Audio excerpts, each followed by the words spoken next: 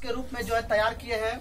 ये board model जो हिंदी के बोर्ड मॉडल क्वेश्चन है, इसमें अधिकतर क्वेश्चन जो इस तरह से पूछे जाते हैं। तो हमने एक नई तरीके से जो है इस क्वेश्चन को तैयार किया है ताकि बच्चों को पढ़ने में अच्छी तरह से क्या हो, सुविधा हो। तो हम चलते हैं, थोड़ा सा है कि जिस तरह कहा जाता है कि व्याकरण में आपको वर्ण हुआ, उसके बाद संज्ञा है, सर्वनाम है, काल है, विशेषण है ना, इस तरह से लेकर के पदबंध है, वाक्य भेद है, संधि है, इस सारा का वर्णन जो है आप एक ही वीडियो में अच्छी तरह से आप समझ सकते हैं। ये सिर्फ क्या बोलते हैं +2 के लिए नहीं, बल्कि 10th के लिए, अन्य एग्जाम के लिए भी जो है ना ये लाभदायक है। और अच्छी तरह से इसको एक बार एग्जाम में पढ़ करके जरूर जाएं, इससे क्वेश्चन रहना अनिवार्य है।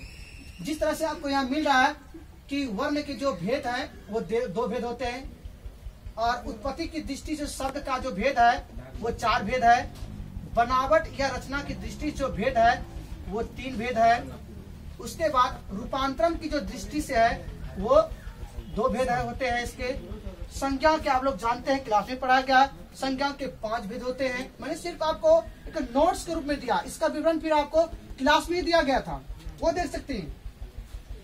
फिर ये सर्वनाम का जो भेद है वो 6 भेद होते हैं। सिर्फ आपको याद रखना है कि सर्वनाम कितने भेद होते हैं।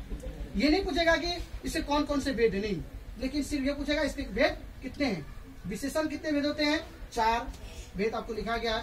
क्रिया के 2 भेद है, काल के 3 भेद होते हैं। फिर काल में भी 3 काल होते हैं, वर्तमान काल, भूतकाल, भविष्य काल।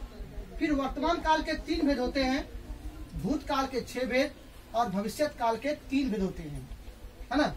उसके बाद है वाच, वाच के कितने भेद होते हैं, 3 भेद होते हैं। क्रिया विशेषण के 5 भेद। उसके बाद लिंग के 2 भेद होते हैं। ये हिंदी में लिंग को जो है 2 भेद होते हैं, लेकिन संस्कृत में जो है लिंग के वो 3 भेद होते हैं। चलते हैं। उसके बाद है वचन, वचन जो है वो 2 प्रकार के हैं।